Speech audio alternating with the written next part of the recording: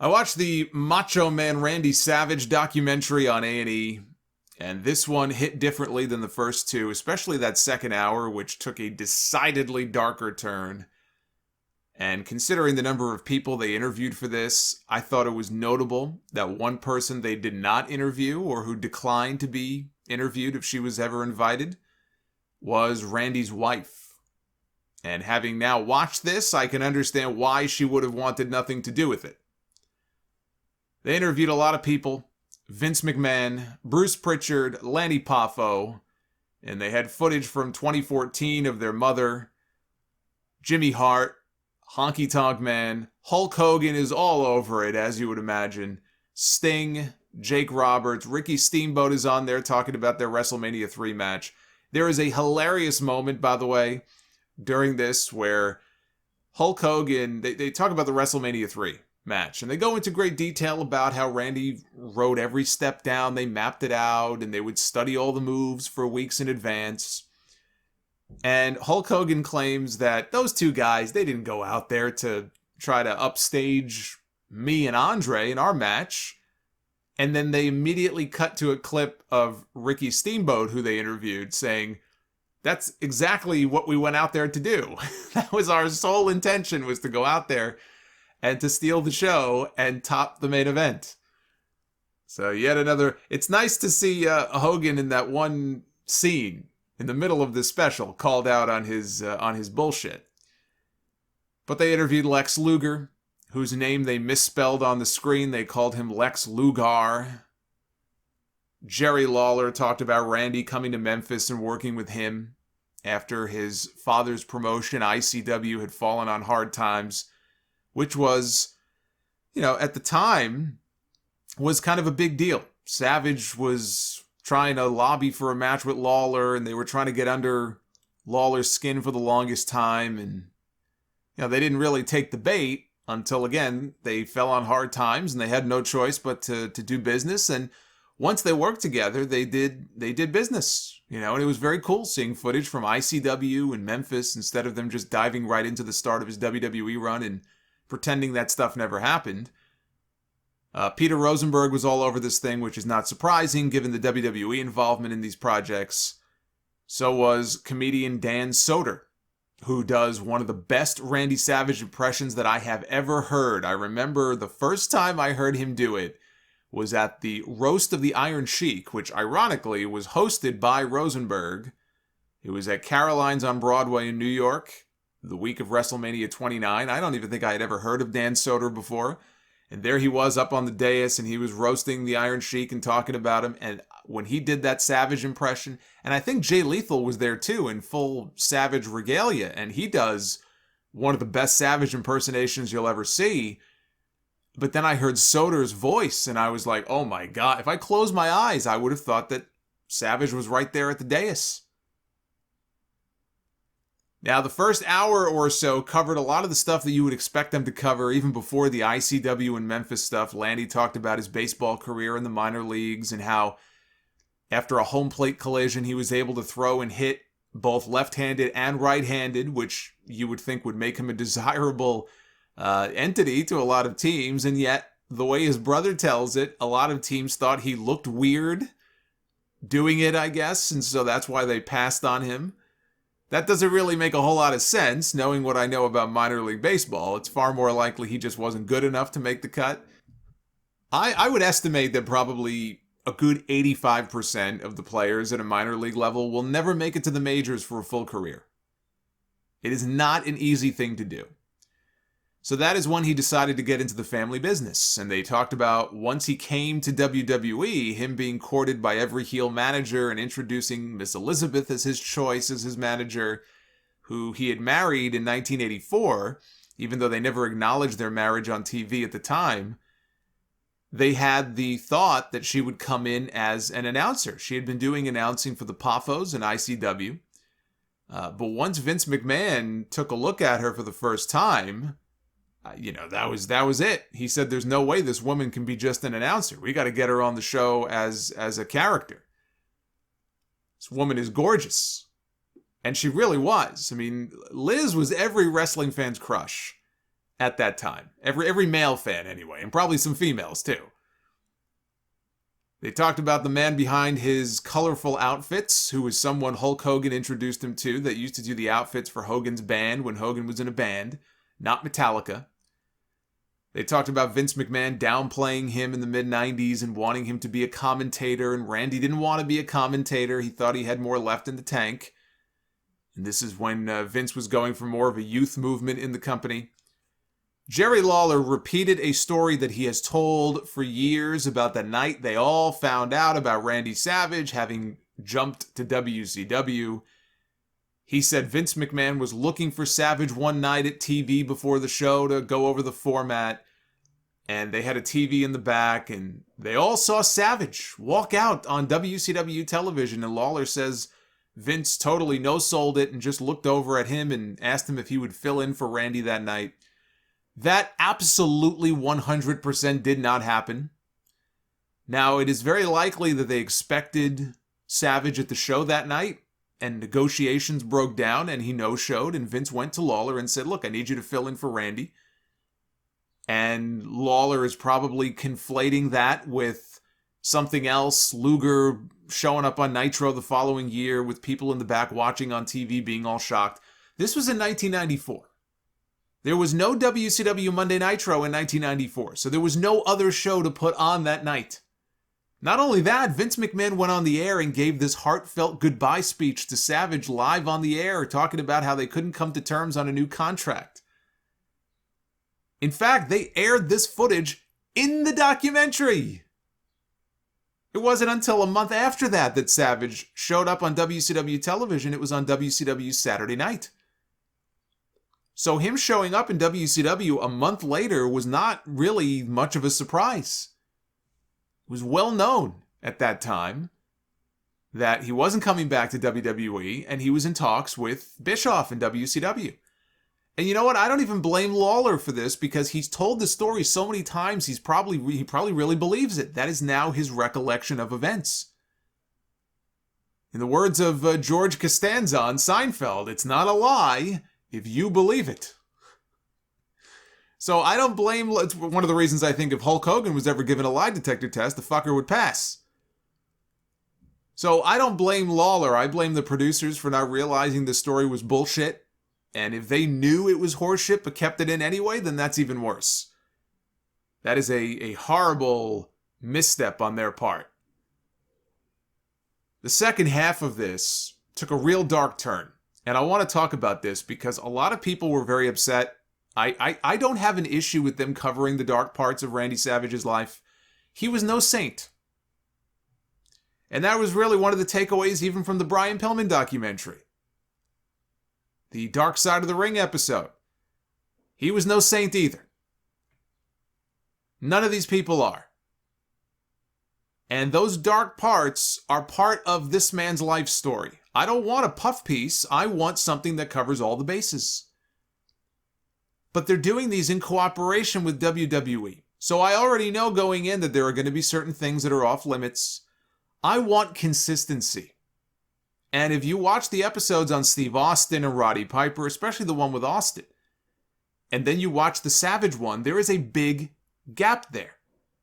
But if they don't want to get that dark with these, that's fine. This isn't meant to be Dark Side of the Ring. We already have Dark Side of the Ring on the other channel. But they should strive for consistency, I think, as much as possible with these specials. Part of the issue is that A&E has different production companies producing different episodes. WWE is supplying them with the footage that they need. WWE is supplying them with the talking heads for a lot of the interviews. But these different production teams are otherwise, supposedly, left to tell the story in a way that they want to tell it. And these individuals were clearly going heavy more on the salacious stuff because they thought it would make for better TV.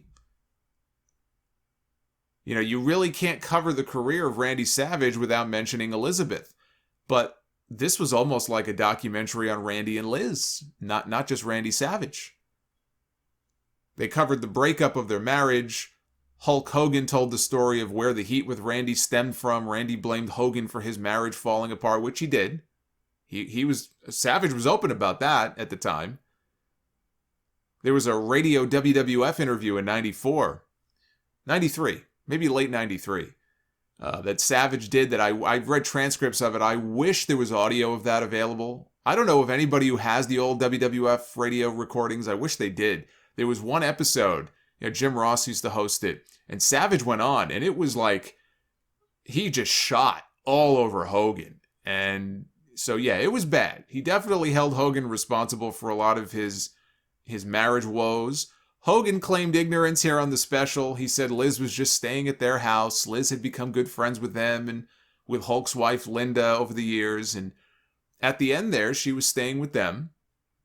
I don't know if she was staying with them or she would just come over sometimes and stay over. They had a room for her. Hogan said he had no idea that Liz was also seeing another man. It wasn't just that she came over one day and said, "Hey, can I stay over in the guest room?" She had left Randy and didn't tell anybody. And then they interviewed Lex Luger about the night they were home doing pills and drinking and Liz died. They interviewed Eric Bischoff and his wife, Lori.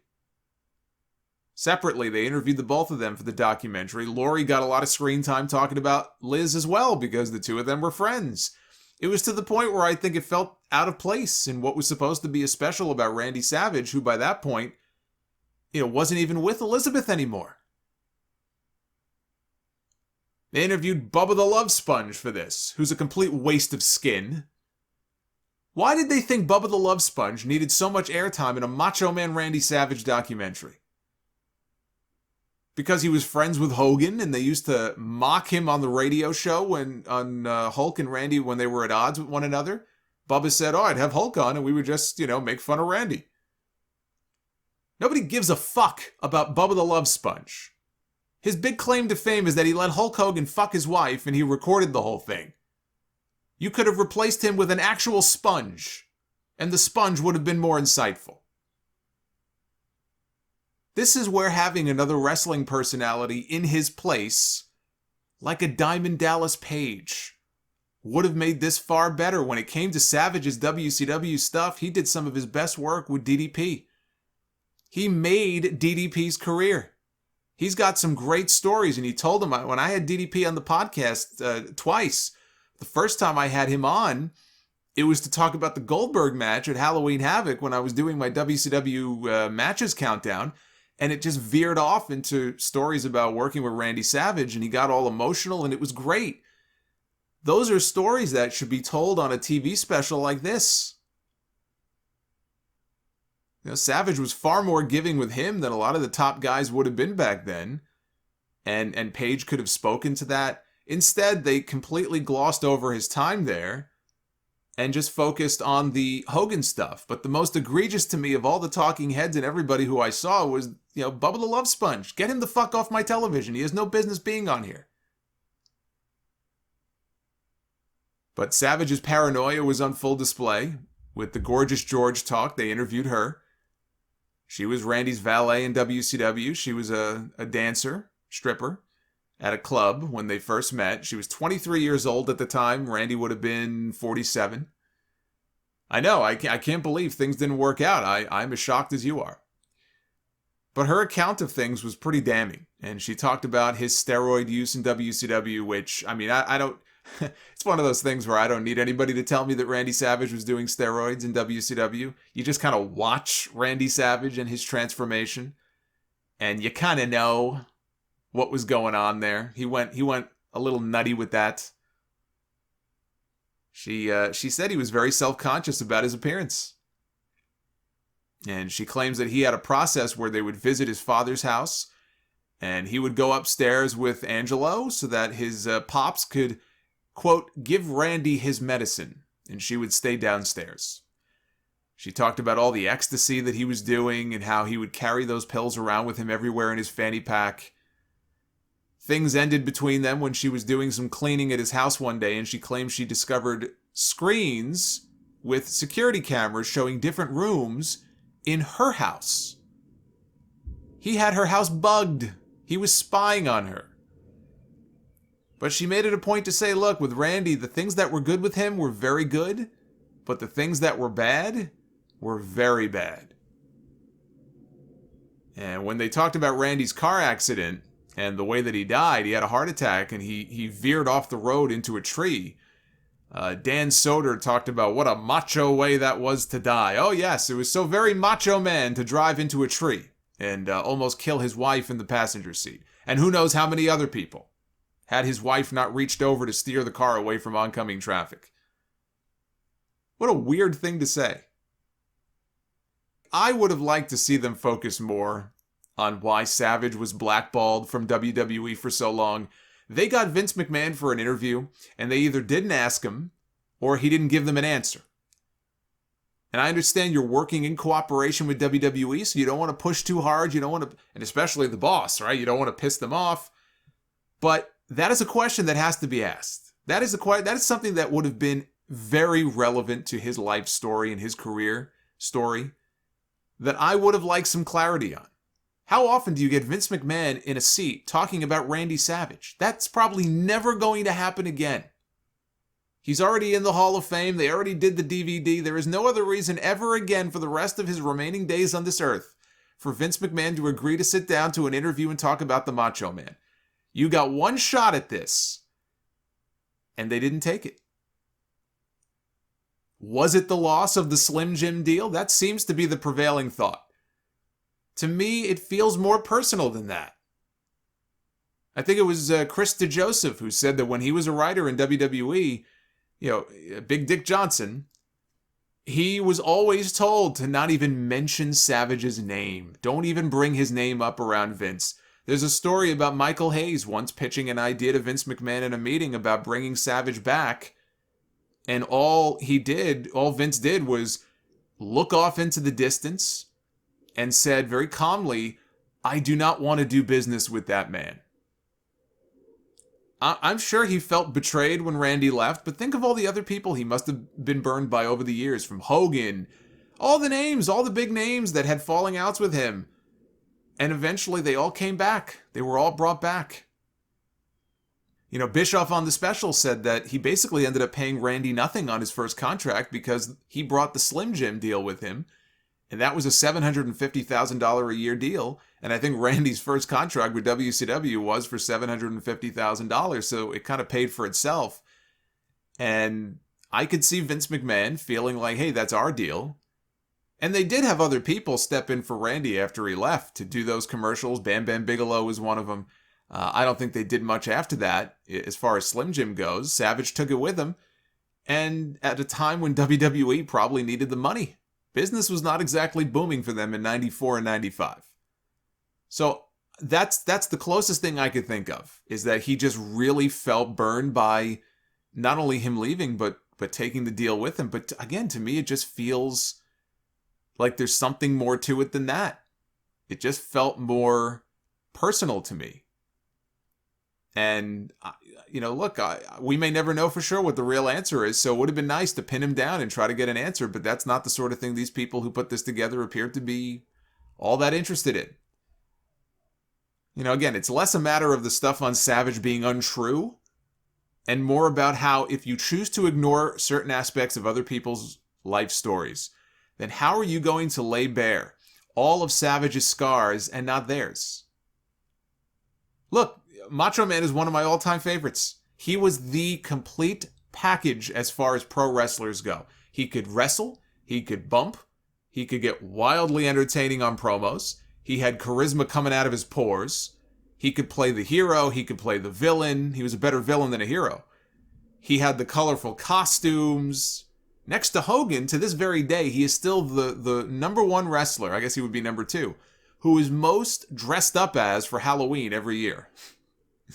You still, even in 2021, you will find way more people dressed up as Hulk Hogan and the Macho Man Randy Savage on Halloween than you will find people dressed as The Rock or John Cena or Edge or Roman Reigns or even John Cena, any of the current stars. It's always Hogan and Savage, and I know this because I've dressed up as both of them myself, and I see it. So people love that stuff. There was no one as colorful as he was, but he was human, and he wasn't perfect. And you cannot gloss over the negatives. I just think the amount of time they dedicated to all of it really did not do him any justice. Now, the Ultimate Warrior is, speaking of colorful, literally and figuratively, the Ultimate Warrior is going to make very clear, I think, who is giving us a more accurate depiction of things, because Warrior is not just getting a biography episode on A&E. He is getting the dark side of the ring treatment this season as well. We're getting a double dose of the Ultimate Warrior. And I think it kind of says right there in the title, you know that his Dark Side of the Ring episode is not going to paint him in a very positive light. And it shouldn't. The man was a raving lunatic. But will A&E offer a similar view? That's the question. Just keeping with the A&E stuff for a second, I also watched the latest episode from last weekend of WWE's Most Wanted Treasures. This time it was Jerry the King Lawler. And Lawler owns a lot of collectibles, a lot of memorabilia, not just wrestling. Batman, Superman, all kinds of stuff. The man owns a Batmobile that he drives around the streets of Memphis, for crying out loud, okay? That tells you that he's a big collector. But he also retained a lot of his own stuff, including his crowns and his robes that he's worn over the course of his career. And so one of the things that they wanted from him, that the WWE folks over there wanted to put in their warehouse, and I guess put in a future Hall of Fame, is his original crown and robe for the King of the Ring in 1993. When Bret Hart won the tournament, Lawler came out to confront him. Lawler beat up Bret Hart and kicked off their feud, and they didn't have that. And Lawler took, AJ Francis is the one who they have going around. He's in NXT at the moment, former NFL player. So he brings AJ over to his house, and they're going through Lawler's closet, and there it is. There's the crown and the robe from King of the Ring 1993, and they put a price on it, and that was one of the stories of the whole episode. Lawler wasn't sure he wanted to part with it, and at the end, of course, he agrees to part with it. They really, claimed they wanted it from him. He ended up agreeing to a sale price of $10,000. They went to Dave Millican's house. Dave Millican has in his possession the t-shirt, although that's not why they were there, but he has in his possession the t-shirt that Lawler was wearing on Raw the night he died and was brought back to life. But Dave gave them a pair of Lawler ring-worn boots from some of the matches that he had with Andy Kaufman in Memphis. Again, he really didn't want to part with them, but they convinced him. They got Triple H on Zoom or Skype or whatever, FaceTime, and they had to really work on him, but he agreed to sell it to them for $5,000 plus a custom piece of artwork. Lawler sat down in his house, in Dave's house, right there on the spot, and drew a caricature of him. He drew an illustration of him. Lawler is an unbelievable artist. I mean, whatever you think of Jerry Lawler, he is an amazing artist. I mean, Bret Hart does too. Bret Hart does illustrations, he draws, but not like Lawler. Lawler is a fucking pro. I mean, he does some amazing work. I still don't know that $5,000... I mean, it just seems like they're lowballing these people. There's a pair of ring-worn boots that Jerry Lawler wore in Memphis for his matches with Andy Kaufman. I don't know, $5,000 to me? You don't think that at some kind of wrestling auction he couldn't fetch at least 2 or 3 times that amount from somebody? With all the money the WWE has to throw around? They give out offers like $2,500 for this, $5,000 for that. Please. I would tell them that you're insulting me, and I would kick them out of my house. But Bill Apter made an appearance. It was very cool to see Bill. I've had him on the show before. He is the one who actually introduced Andy Kaufman and Jerry Lawler. And Lawler talked about that here on the special. So they went to Apter's Alley, which reminded me, when I talked to Bill on the podcast many years ago, he invited me to come on out to Pennsylvania and come on by Apter's Alley, and I never took him up on that. But maybe one of these days. But Apter's Alley is basically just, his basement, and he's got all this wrestling memorabilia and stuff that he's collected from over the years. What they were looking for, they were wondering if anybody had possession of the neck brace that Andy Kaufman wore. Because after, he got pile-driven by Lawler, Andy was wearing a neck brace for a while, wouldn't take the damn thing off after he came out of the hospital. And they were wondering, man, if we can figure out who has possession of that neck brace because Dave Millican didn't have it. And then it just so happens Lawler says, well, if anybody would have it, it would be Bill Apter.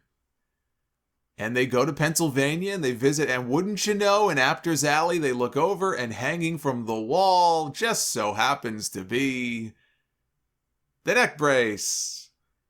And they go and they wonder, would we be able to have this from you? And Apter gives it to them free of charge. Gratis. Didn't charge them anything for it. What a guy. So that was pretty much the episode. They got possession of Lawler's robe and crown from the King of the Ring in 93. And they got the ring-worn boots from Memphis. And they got the Andy Kaufman neck brace. So if the day ever comes that they do put together a Hall of Fame, and I guess even if they don't, if they ever get back to doing fan access on the road for WrestleMania and they put, all kinds of stuff on display, they're going to have a pretty cool display of some Jerry Lawler stuff, and because apparently they didn't have any. The guy, Ben Brown, who pretty much runs the warehouse over there, said, we really don't have any Jerry Lawler stuff. And now they do.